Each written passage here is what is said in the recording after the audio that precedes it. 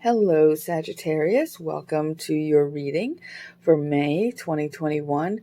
This is for Sagittarius, Sun, Moon, and Rising. If you're unsure of your Sun, Moon, or Rising signs, I left a link for you down in the description box for the site that I use most often, but you can also give it a Google. There are so many websites out there that help you find the planetary information for the day of your birth.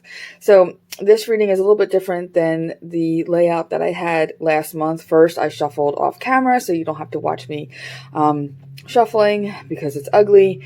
And then last month, each card was in a position that meant something specific. And this month, I'm not doing that. I'm keeping it much, much more general.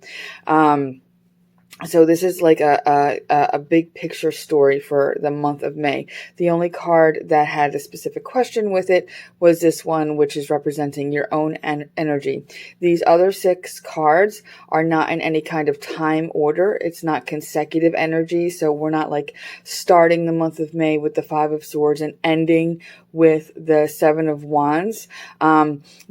The energy here just sort of like flows together and is read as a bigger picture rather than like, one thing after another after another. Okay, so we're going to get started, and we're starting with your own energy for the month of May, which is the Chariot, which is very nice, very encouraging energy. For you guys, this is about maintaining control over where you're going, and driving yourself towards something more, driving yourself towards success, but it's not passive energy at all. So this isn't you waiting for things to really happen to you or for you. It's more about you taking control of things that are going on in your life, and making the decision to move on with that. And then we've got the 5 of Swords, the Page of Wands, the Devil, the 10 of Wands, the 10 of Pentacles, and the 7 of Wands. So a bunch of wands here, with the 10, the Page, and the 7 of Wands. A lot of like nice fiery energy, which, Sagittarius, you're a fire sign. A lot of creative and passionate energy too. But I feel like for a lot of you, there's a situation or a few situations that you're in where you're going to kind of have to like pick your battles and decide exactly where you stand on either side of an issue.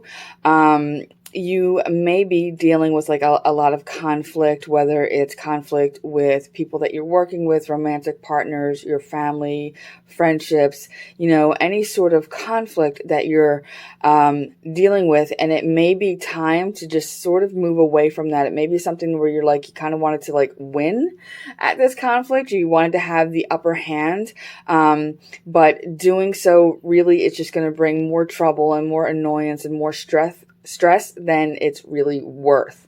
So it's a good time to, think about everything plainly, sort of look at everything almost like black and white and decide, which battles you're going to choose to fight and what you're just going to kind of like leave behind.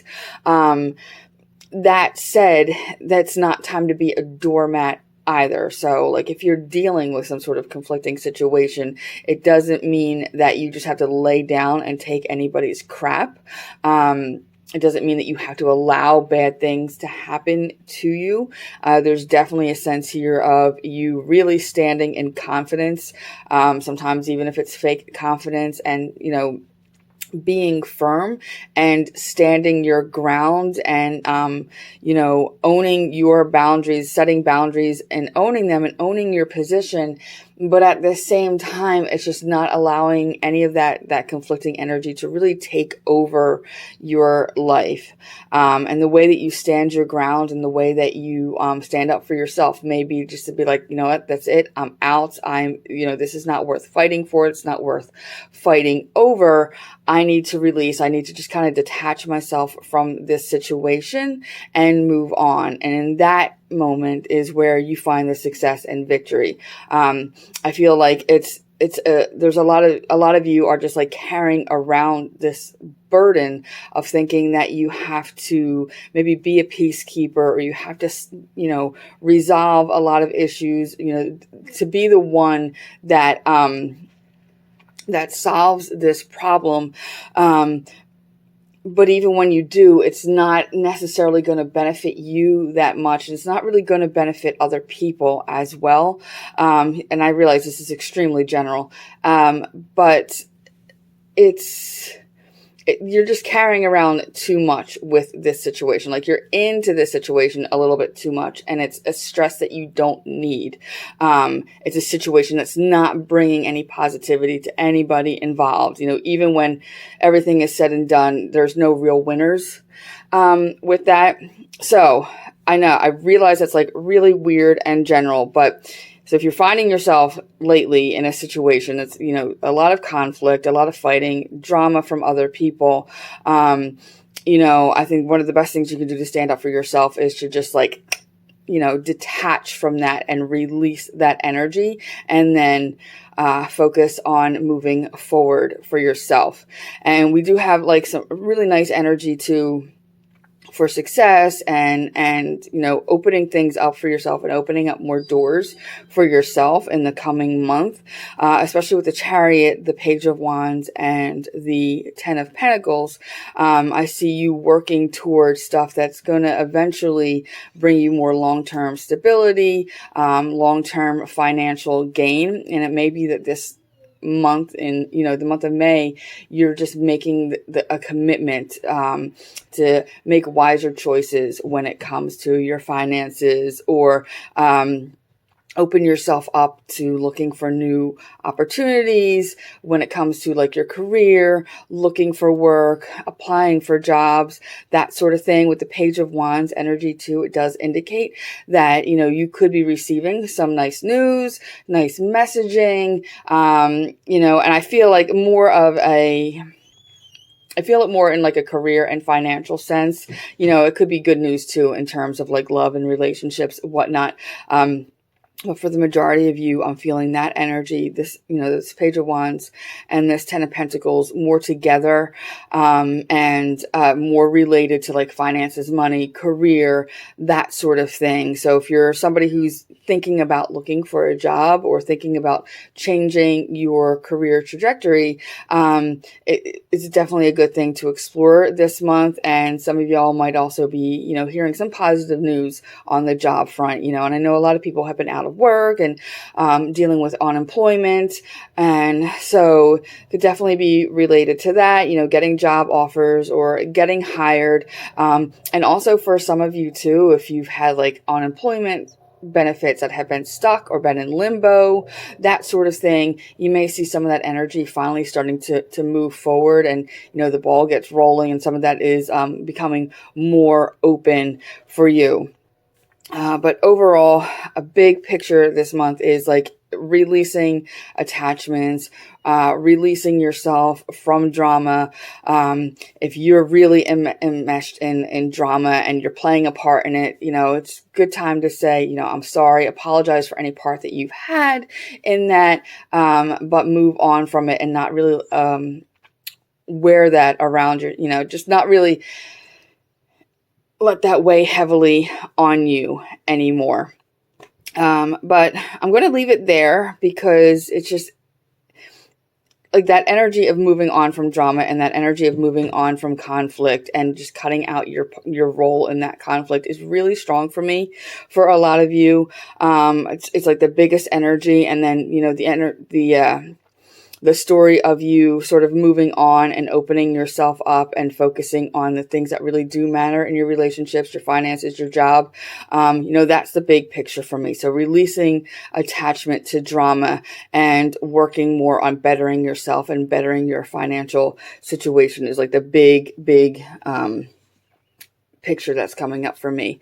We're going to take a look at an oracle card for you before we end.